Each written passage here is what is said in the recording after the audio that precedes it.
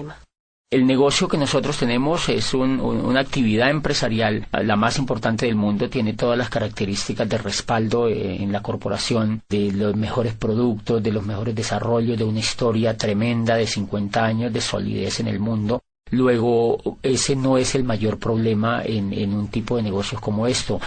Yo evidencié que aquí había un gran negocio porque tiene un programa educativo muy estructurado y ese fue el que me hizo a mí tomar la decisión de hacer ese negocio. Yo creo que es importante porque si hay una buena o mala educación, eso determina el futuro de los seres humanos. Y cuando yo examino el programa educativo que tiene este negocio, lo que llego a la conclusión es que eso es lo más importante que yo he conocido. Yo vengo del mundo universitario, he trabajado por más de 8 años como rector de una universidad y he trabajado en el mundo académico por el tiempo que he estudiado y después ya como dirigiendo una institución universitaria, y siempre había cuestionado el modelo educativo tradicional por sus falencias y por las rutinas que ya ha creado a través de los siglos. Cuando conozco el programa educativo encuentro que es muy importante para desarrollar el negocio porque toma a las personas y las transforma, hace una transformación profunda de los seres humanos y les hace creer en sí mismas, les hace evidenciar posibilidades y las hace tomar el control de su futuro. ¿Cuáles serían las características fundamentales que determinan este programa educativo? Una de las grandes sorpresas que yo encontré, yo entro como todas las personas a pegarme, digamos, a ese programa educativo porque me parecía siempre que la educación era importante. Cuando yo entro, encuentro que tiene 3 características esenciales. Yo lo he venido estudiando, he venido beneficiándome de él. Esas 3 características son, primero, que es un programa continuo, y eso es muy importante. Esa es una diferencia fundamental entre la educación tradicional y este programa educativo, y es que es continuo. La continuidad radica en que desde que una persona entra al negocio empiezan a educarla y esa educación nunca termina. La persona cuando puede estar ya muriendo, pero la persona tiene la posibilidad de estar estudiando y tiene la posibilidad de estar creciendo. Eso es fundamental. ¿Por qué es fundamental? Porque el modelo educativo tradicional es un modelo que no es continuo. Las personas estudian carreras y terminan las carreras y cultural y psicológicamente esas personas creen que están ya acabadas, que son productos terminados, y difícilmente ellas creen que tienen que seguirse educando hacia el futuro. Normalmente terminan las carreras y las personas salen a buscar qué hacer, pero no hay la concepción profunda de que tienen que educarse durante toda la vida. Aquí de entrada el programa educativo nunca le dicen que es por 3 años, a nadie le dicen que es por 6 meses, a nadie le dicen que es por 5 años y a nadie le dice que se va a graduar, porque lo que se busca es el éxito, es el crecimiento de las personas. Y esa característica me parece que es muy importante porque en 1991 en Colombia, el gobierno de Colombia reunió a un grupo de sabios que se llamó precisamente la Comisión de Sabios para la Educación, la Ciencia y el Desarrollo, y de esa Comisión de Sabios hizo parte Rodolfo Ginás, que es uno de los grandes genios que tiene Colombia en la medicina. Él fue el director del Instituto de Neurología de Nueva York. Estuvo en esa comisión Manuel Elkin Patarroyo y estuvo dentro de las personalidades, estuvo Gabriel García Márquez, y esa comisión determinó que, yo recuerdo que en uno de los resúmenes que esa comisión escribió, dice Gabriel García Márquez, que fue quien redactó el resumen final, dice: las condiciones de Colombia están dadas como nunca para el cambio social y la educación será el instrumento maestro. Dice él, pero no es cualquier tipo de educación la que necesita Colombia para transformarse. Dice, necesitamos una educación que sea inconforme y que sea reflexiva, una educación que vaya desde la cuna hasta la tumba, o sea, que sea continua. Dice, necesitamos una educación que nos inspire una nueva manera de pensar y que nos inste a descubrir quiénes somos en una sociedad que se quiera más a sí misma. Y eso es fundamental porque en el año 2001, yo estaba viviendo en Europa y un día en la ciudad donde yo vivía bajé a comprar el periódico y encontré que había un aviso donde requerían un empleado para una multinacional y decía: se necesita gerente de recursos humanos para una empresa en el norte de España. Y a mí me emocionó ese aviso porque yo creía tener posibilidades para aplicar. Cuando yo veo en ese aviso decía abajo: no mayor de 29 años. Entonces, ¿qué es lo que está haciendo eso? Lo que está haciendo ahí es que están limitando a las personas y creen que las personas, por no tener menos de 30 años, no son competentes para una empresa. O sea que están reciclando a la gente. La industria, uno de los pecados de la era industrial es que recicla a las personas, porque cuando ya no tienen las habilidades de la juventud, las desecha, y en ese sentido es porque el modelo educativo no es continuo. Si el modelo educativo fuera continuo, la empresa entendería que la persona, en la edad que tuviera, pues tendría las habilidades más despiertas y podría ser más productivo para la empresa. Pero como la empresa sabe que la persona ha terminado la carrera a los 21 años, entonces ya quiere que la persona trabaje esos 5 años, donde está el mayor auge de entusiasmo, trabaje para la empresa. Cuando ya va llegando a los 30 años, la empresa ya cree que esa persona no es competitiva. He visto personas de 50, 60 años estudiando libros y volviendo a tener esperanza en que ellos pueden hacer algo importante en su vida, y eso lo logra la educación. José, cuéntanos por qué hay personas que no pueden tomar el programa educativo tan fácil o tan rápido como otras. En muchos casos es porque los líderes no los promueven lo suficientemente. Como este es un negocio de liderazgo, los líderes siempre tenemos que decirle a las personas qué es lo más importante para ellas. Y entonces pueden haber varias fallas. Una, que los líderes no están lo suficientemente comprometidos con lo esencial que tiene un negocio como estos, y es la educación. Y la segunda cuestión es que hay personas que definitivamente no quieren educarse, porque la educación es un asunto voluntario. La educación está allí para que la gente la tome, así como el éxito, así como el progreso, así como la abundancia, así como la posibilidad de avanzar en la vida es una opción. La educación también es una opción. Por fortuna estamos en un país donde pues las personas optan por educarse o no, donde todo es libre, y entonces aquí también ese es un elemento importante. Hay personas que no creen que sea importante para ellos, y ahí hay un tema de conciencia que hay que respetarlo. Una segunda característica que tiene ese programa educativo y que me parece definitiva es que es coherente. La primera característica es continuo, la segunda es que es coherente. La razón número uno, la cual me sorprendió a mí, es que los maestros que educan en el negocio tienen el resultado en la mano. Diferencia fundamental con el modelo educativo tradicional. El modelo educativo tradicional, no siempre o casi nunca los que educan tienen el éxito. Entonces, a mí me sorprendió ver que yo fui a un seminario y los que me hablaban en ese seminario eran diamantes. O sea, eran libres financieramente, y ellos me estaban enseñando a mí a ser libre financieramente. Entonces, obviamente, cuando yo escucho a alguien que tiene el resultado, eso me da confianza, eso me da fe, porque ella es una persona que tiene las mismas capacidades que yo, y entonces yo creo que yo también lo puedo lograr. Y eso en educación, desde el punto de vista pedagógico, es determinante, que la persona que eduque a otros tenga los resultados de éxito que está transmitiendo a las otras personas.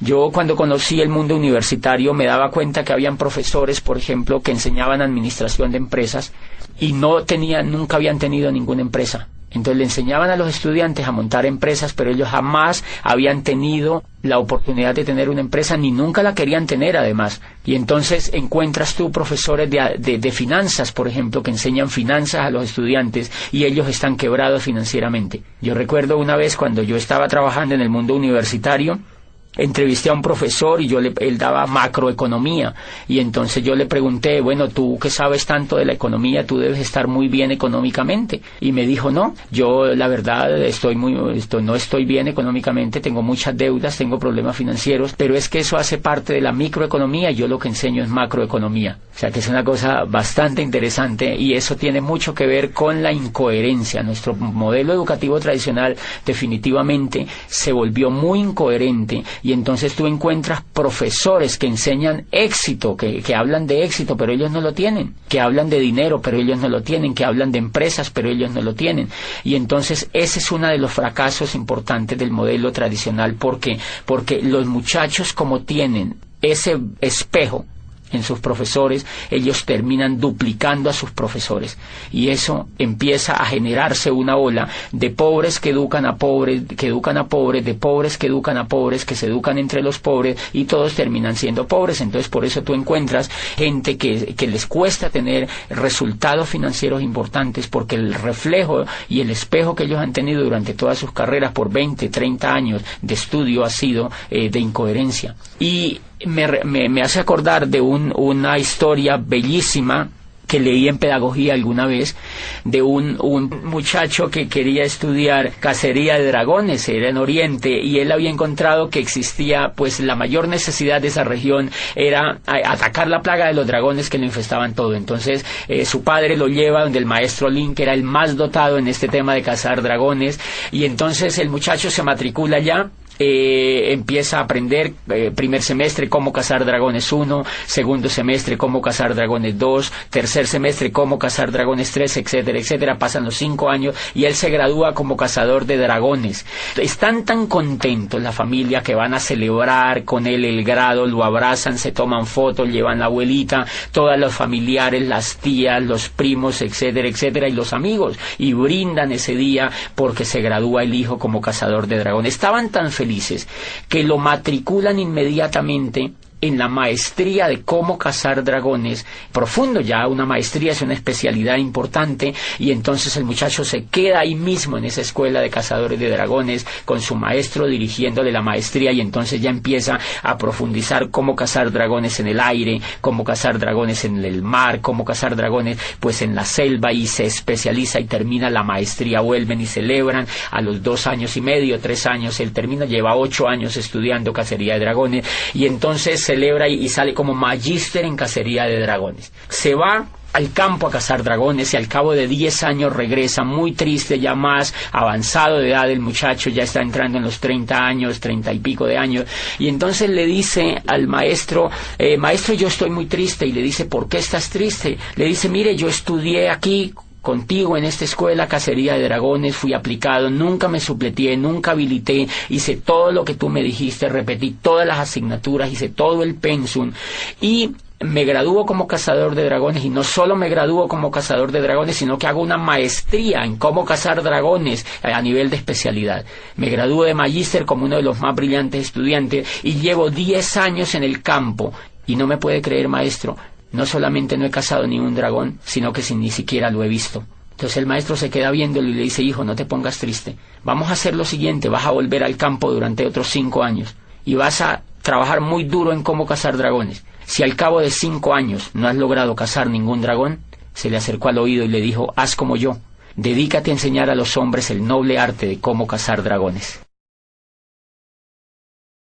Me parece que mucho le pasa a la educación tradicional eso. La incoherencia de la educación tradicional en general radica en que el gran cúmulo de profesores que enseñan no tienen los resultados, y entonces duplican la incoherencia, y por eso la gente sale preparada para no hacer nada, porque ellos han visto que los profesores no hacen exitosamente lo que les han enseñado. La coherencia es tan importante en la pedagogía y en la educación en general que en la historia de la raza humana solamente ha habido 2 momentos importantes de éxito en la educación, y esos éxitos han estado ligados especialmente con el valor de la coherencia. El primero se presenta en el siglo de oro de Pericles, en la Grecia clásica, donde allí nace la historia. Imagínense que allí vive Herodoto, y Herodoto no estudia historia, sino que Herodoto hace historia. Herodoto escribe la historia de los griegos, y allí nace el padre de la historia, que es él. Él empieza a escribir sobre lo que le pasa a los griegos, y por supuesto que si una persona quería estudiar historia, suponiéndose que existiera una persona que quisiera familiarizarse con la historia, pues va donde Herodoto, porque Herodoto es el historiador. Y nace en el siglo de oro de Pericles Sócrates, vive Anaxágoras y vive Platón, y entonces ellos empiezan a crear las escuelas filosóficas más importantes que pues iluminaron a Occidente y siguen iluminando la filosofía occidental. ¿Qué era la característica de estos filósofos? Que ellos no fueron a estudiar filosofía, sino que ellos eran filósofos, o sea, eran coherentes, ellos hacían filosofía, y entonces, pues así Sócrates empieza a hablar a los jóvenes en las calles y en las plazas, y empieza a reflexionar sobre la vida, sobre los valores, sobre la amistad, y reúne a los jóvenes y les cuenta sobre la vida, sobre el universo, les habla sobre la belleza, etcétera, etcétera, y los jóvenes son extasiados escuchando a Sócrates, de manera que esa coherencia que él tiene de no enseñar filosofía, sino de hacer filosofía, hace que Platón, por ejemplo, se interese en la filosofía, y hace que otra cantidad de discípulos que surgieron a raíz de la aparición de Sócrates en la escena ateniense, pues empiece a duplicarse, y lo que se duplica entonces es el éxito de la coherencia. Y nace también en el siglo de oro de Pericles la tragedia. Nace la tragedia, y entonces allí vive pues Sófocles, Eurípides y Esquilo, los grandes creadores de la tragedia viven en ese siglo, y pues obviamente ellos no enseñan tragedia, ellos lo que hacen es que hacen tragedia, y lo que hacen es que enseñan con el ejemplo. Nunca antes se ha visto otra etapa más impresionante de gloria, de crecimiento y de creación que la que se da en el siglo de oro de Pericles, y ha sido pues el ejemplo máximo de la educación. Y paradójicamente allá nace la historia, pero no hay facultades de historia, nace la filosofía y no hay facultades de filosofía, y nace la tragedia, la gran literatura de los griegos, pero no hay escuelas de literatura. Entonces lo que hay son hechos concretos, hay maestros que hacen las cosas, y otros, si las quieren aprender, pues las aprenden realmente de los que saben. Y eso es tan importante que el otro momento que se presenta en el siglo XVI, prácticamente arrancando el siglo XVI, y es en lo que llamamos el Renacimiento. Allí, en la Florencia renacentista, se da otro milagro de la educación. Allí aparece el arte, aparece otra vez la filosofía renacentista, aparece el descubrimiento de las leyes físicas y de las leyes químicas, y aparece el renacimiento de la política, de la democracia con Maquiavelo. Aparece el planteamiento de teorías políticas que nunca se habían escuchado, básicamente en lo que plantea Maquiavelo, y aparece en el arte Miguel Ángel Buonarroti, aparece Tiziano, aparece Botticelli, y ninguno de ellos va a las escuelas de arte, sino que ellos van al taller de Verrocchio, van donde hay maestros pintando, donde hay escultores, donde hay realmente personas que son coherentes con el arte, y pues ellos han sido los grandes creadores del Renacimiento, la gloria, el espejo, todo el ejemplo que tuvimos hacia adelante en el tema del arte en Occidente. Por ejemplo, fíjense que toda esa coherencia hace que Newton defina su rol sobre la ciencia y desafíe los conceptos que se habían creado a raíz de las creaciones anteriores en el tema de la física, y lo que se da en ese siglo, en ese siglo del Renacimiento, prácticamente en esa etapa, es que existen personas que son coherentes entre lo que piensan y entre lo que hacen. Nunca antes ni nunca después se presentó otro milagro de la educación tan impresionante como se dio en el Renacimiento y en el siglo de oro de Pericles. Y el último pilar que tiene este negocio es que es humanista, y el humanismo radica en que el centro de todo el modelo educativo es el ser humano. No es el conocimiento, no es el horario, no son los útiles, no son los maestros, no son los esmeraldas ni los diamantes. Es el centro de todo el ser humano, es la persona que viene a educarse. Entonces, uno, le respetan hasta la decisión de si se educa o no. Dos, le respetan hasta cuándo quiere educarse. Tres, le respetan el tiempo, porque el programa educativo no tiene horarios. Lo hace la persona en su casa, lo hace cuando se levanta, lo hace cuando se acuesta, lo hace al mediodía. No tiene un horario como hace el programa educativo tradicional, que levanta a los niños a las 5 de la mañana para que se vayan a la escuela y le viola el sueño, le viola la esencia misma de las personas, que es el descanso. Los llevan a estudiar desde la madrugada a los niños con unos horarios determinantes que ellos no han escogido. Entonces el centro en este negocio del programa educativo, y por eso lo hace humanista, es el ser humano, no el conocimiento, no el intelecto, no los libros, no los profesores, no los horarios, sino el ser humano. El ser humano como centro educable hasta el final de los días.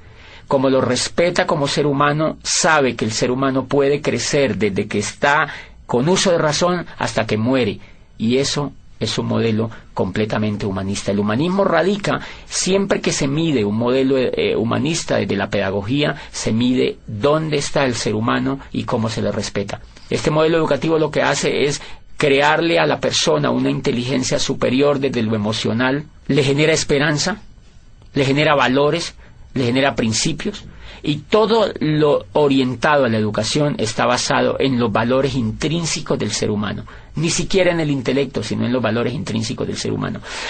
José, ¿qué diferencia hay entre el modelo educativo tradicional y el programa que estamos desarrollando en este negocio? Bueno, fuera de esas diferencias que son monumentales, Son diferencias como, por ejemplo, que el modelo educativo tradicional se enfoca en la educación intelectual. Y resulta que los grandes descubrimientos que se han hecho en la pedagogía apuntan a que el éxito de las personas en la vida no está basado en el intelecto, sino en la emoción. Entonces, una diferencia nuclear del programa educativo es que no educa el intelecto, sino que educa la emocionalidad.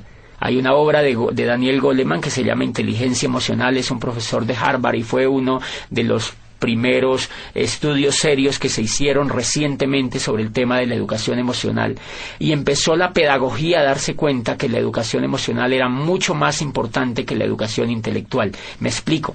Si nosotros observamos, por ejemplo, escuchando o leyendo, cuando uno lee lo que escribió Einstein, por ejemplo, dice Einstein que es más importante la imaginación que el conocimiento.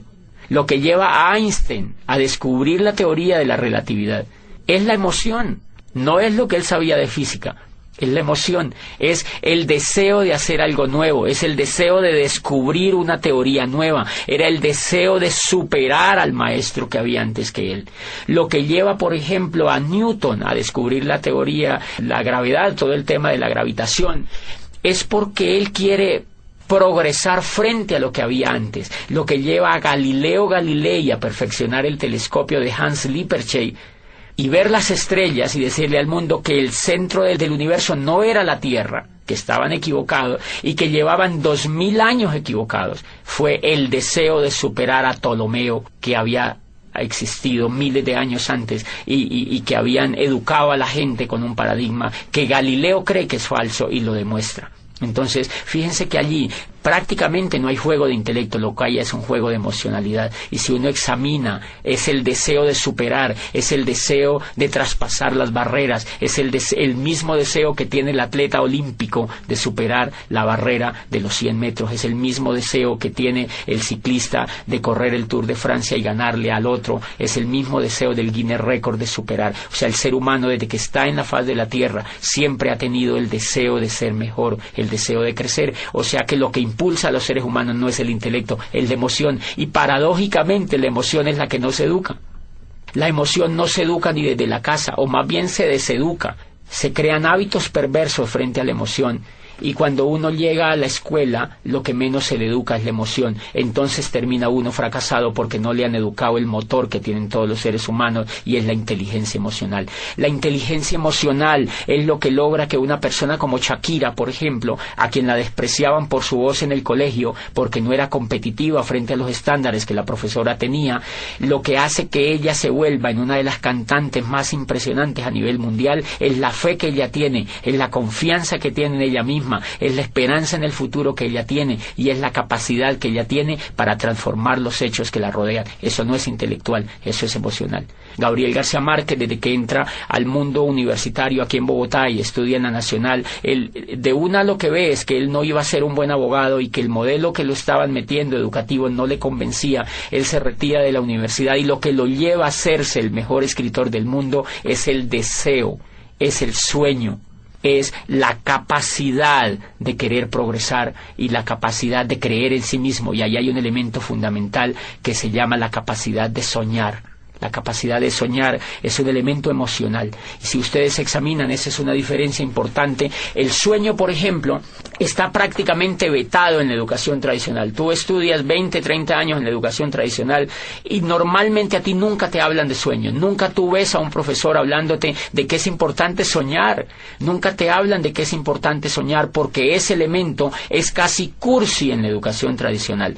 Y si tú examinas todo el progreso de la historia de la raza humana, tú encuentras que los únicos que han transformado el universo han sido los soñadores. Entonces, si los soñadores han sido los que se inventaron la física, la química, la matemática, la astronomía, la música, la literatura, los que han dado los grandes avances han sido los soñadores, ¿por qué la educación no habla de sueños? ¿Por qué el sueño está prácticamente vetado? Y a uno no le hablan de sueños en la educación tradicional, a uno le da el sueño.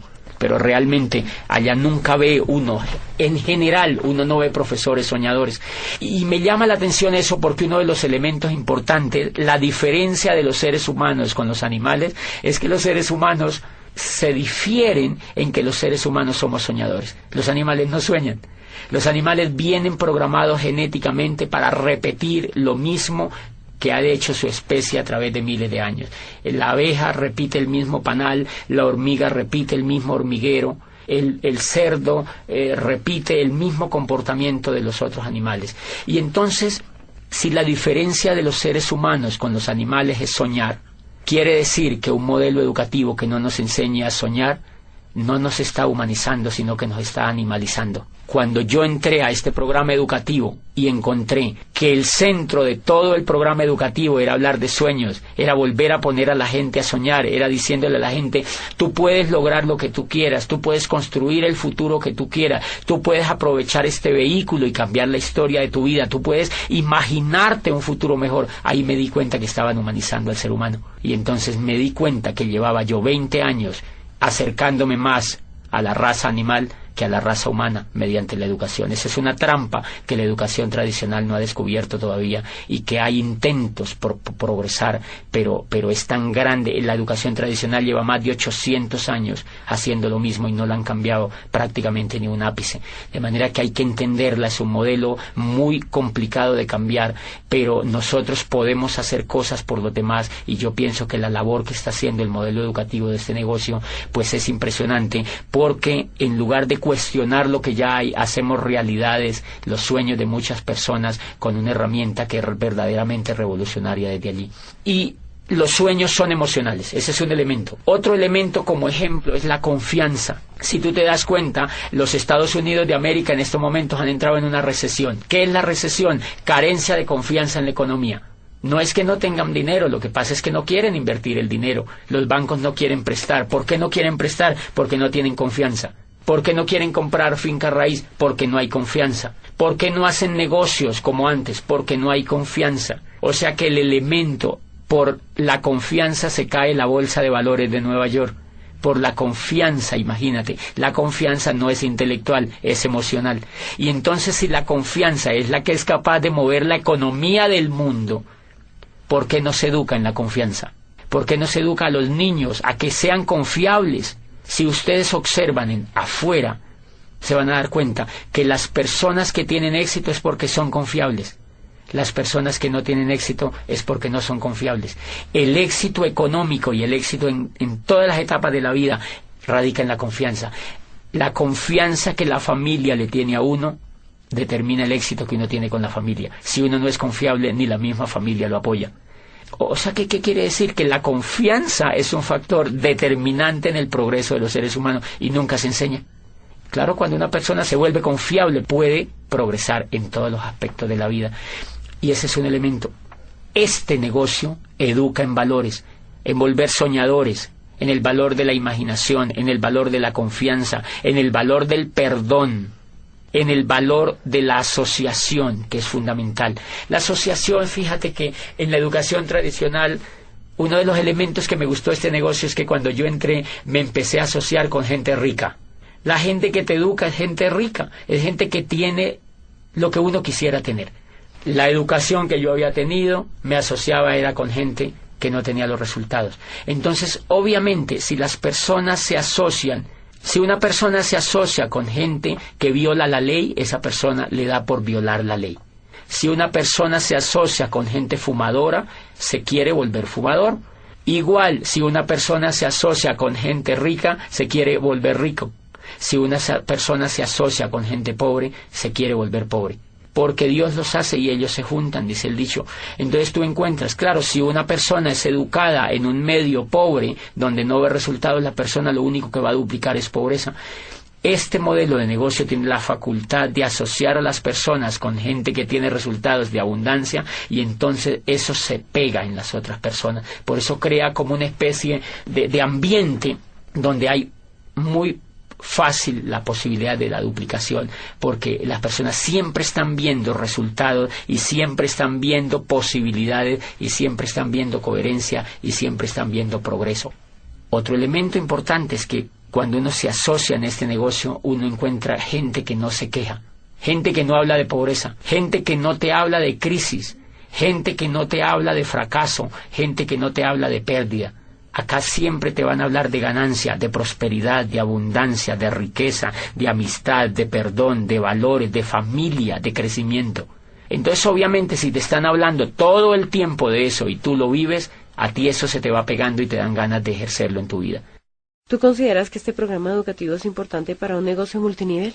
Sí, totalmente definitivo. Y una de las diferencias que tiene, digamos, montar un negocio de network marketing con montar un negocio tradicional es que el que monta un negocio tradicional, primero, en la universidad no le han enseñado actitudes de ser empresario. La diferencia entre una persona que es empresaria y alguien que no es empresaria es la actitud. Por ejemplo, la persona que nunca ha sido empresaria, no importa que haya estudiado administración o que haya estudiado negocios, es que esa persona normalmente viene llena de miedo. A ella le da miedo arriesgarse, y el riesgo es emocional. Como nunca ha sido educada en emoción, no ha tenido inteligencia emocional alrededor de su educación en general, esa persona vive llena de miedo. Por eso se ha ido a estudiar una carrera, porque la persona no realmente, si quisiera ser empresaria, creo yo que no se iría a hacer una carrera, porque si usted examina, los más grandes empresarios del mundo no han estudiado carreras. Para ser empresario no se requiere información intelectual, se requiere tener valores de empresario, y eso no lo enseñan en el sistema educativo tradicional. Todo el negocio aquí es quitarse el miedo. Todas las personas vivimos llenas de miedo, nosotros vivimos con el miedo, miedo a arriesgarnos, miedo a ser el oso, miedo a quedar mal, miedo a que nos vaya mal, siempre pensamos en qué pasa si nos va mal, o sea que llevamos mucho miedo por dentro, y esa es la razón número uno porque la mayoría de personas no son empresarias. Resulta que el miedo es el aliado número uno de la pobreza, o sea, el miedo y la riqueza no la van. El miedo y la riqueza no la van, entonces la pobreza se alía con el miedo. Y si tú observas, por ejemplo, cuando el mundo del empleo es un mundo que lo explota el miedo. ¿Por qué uno se vuelve empleado? Yo fui empleado durante 8 años. ¿Y por qué no era empresario? Porque me daba miedo. O sea, que yo era empleado era porque no podía hacer otra cosa. Cuando este programa me educa y me saca el miedo, a mí se me ocurre lanzarme a ser empresario. Entonces, ¿por qué es importante el programa educativo? Porque te va a sacar el miedo. El miedo siempre vive con uno. Lo que pasa es que el programa educativo lo minimiza, lo arrincona, lo manda a espectros donde uno no lo necesita. Y cada vez que uno se educa emocionalmente en ese negocio, el miedo se aminora. Los seres humanos en cuestiones con el miedo somos como un demaquillante. El demaquillante normalmente tiene mitad de agua y mitad de aceite. Entonces, normalmente nosotros salimos de las carreras o llegamos a la vida así, con mitad de miedo y mitad de coraje. Pero normalmente el miedo gana, porque es más fácil no hacer las cosas que hacerlas, obviamente. Entonces, lo que hace el programa educativo es que nos agita.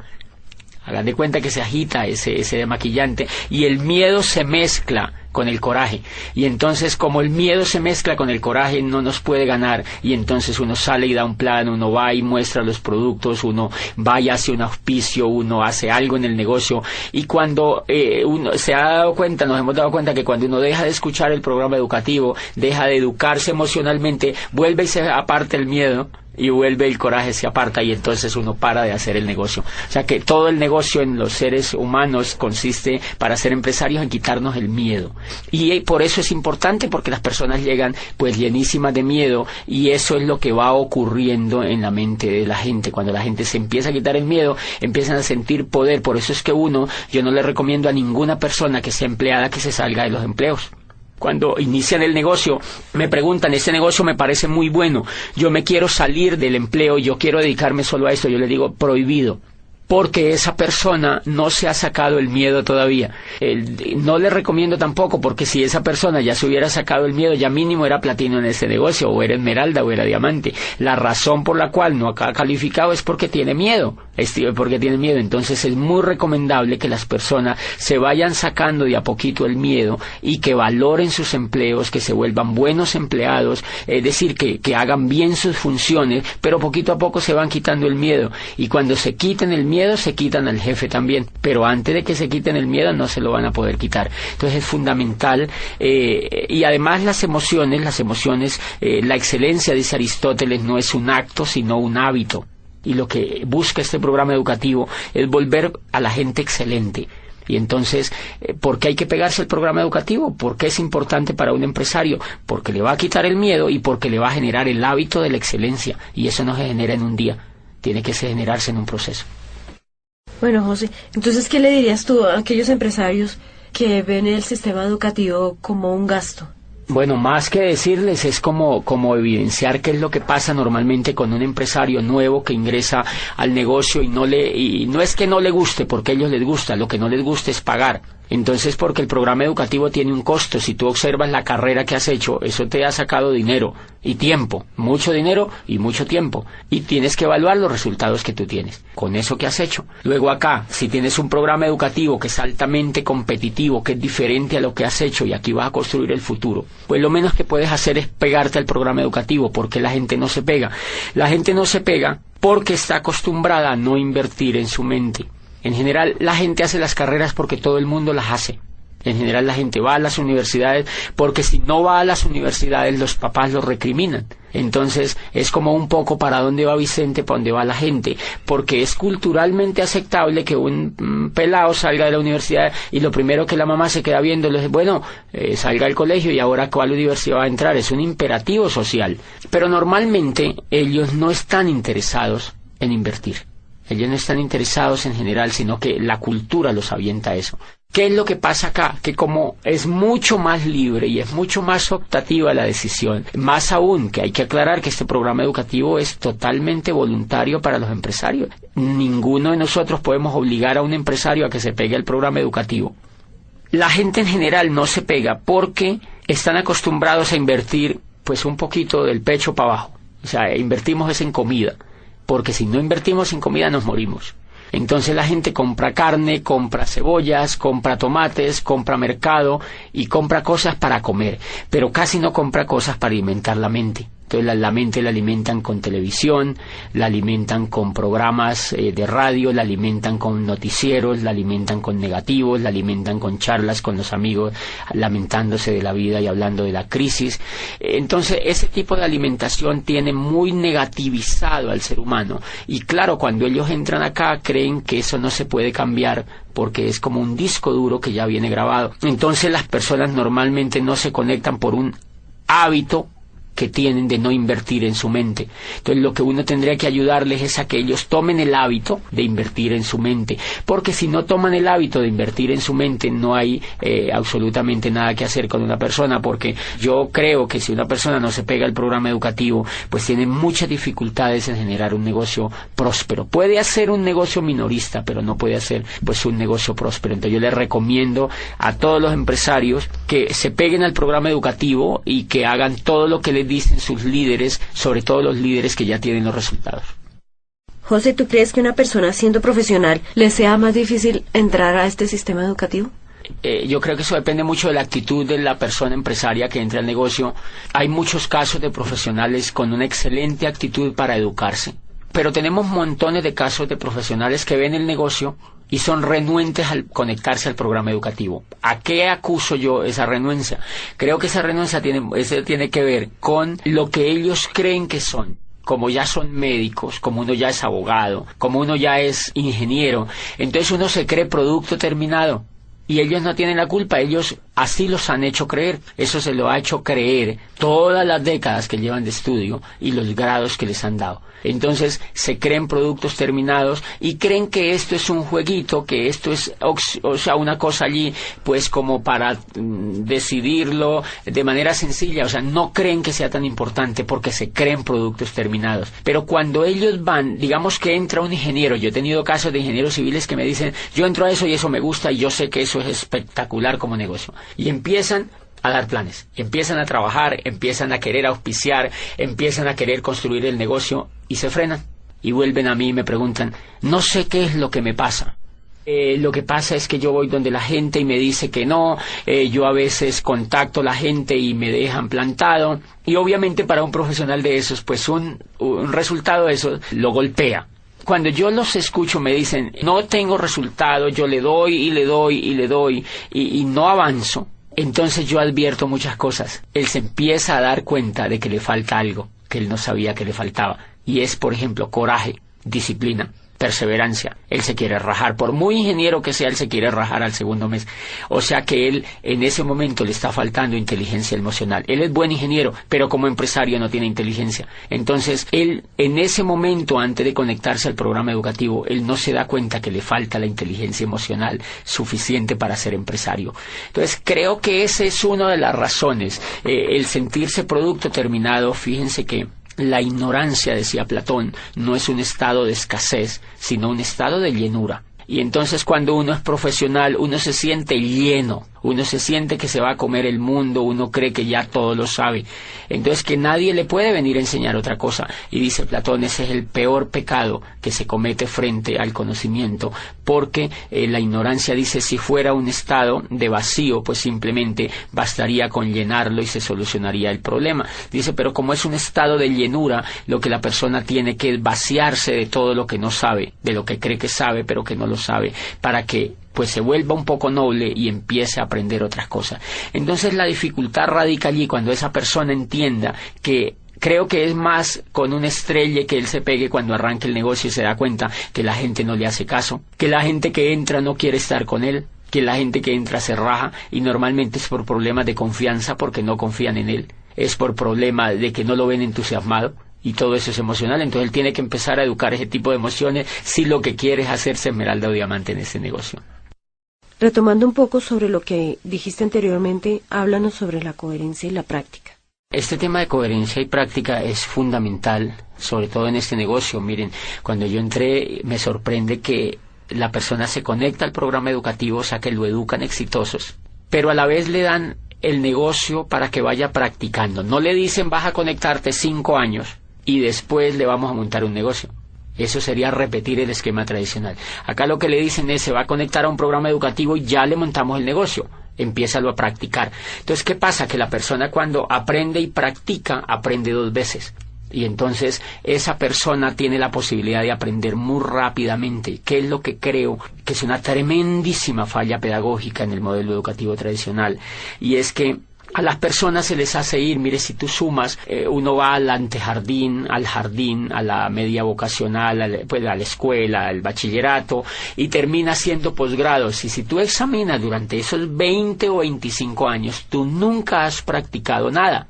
Entonces, en pedagogía existe un tema tremendísimamente desarrollado hoy en día que se llama la programación neurolingüística, y es que de acuerdo a al modelo de pensamiento en que tú estés enfocado, aprendes ciertas cosas o desarrollas ciertas habilidades o no. ¿Qué es lo que yo veo en la educación tradicional? Que como uno entra desde chiquitico hasta los 20 y pico de años, son 20 y pico de años en la educación tradicional, y el componente que existe es que uno no hace nada.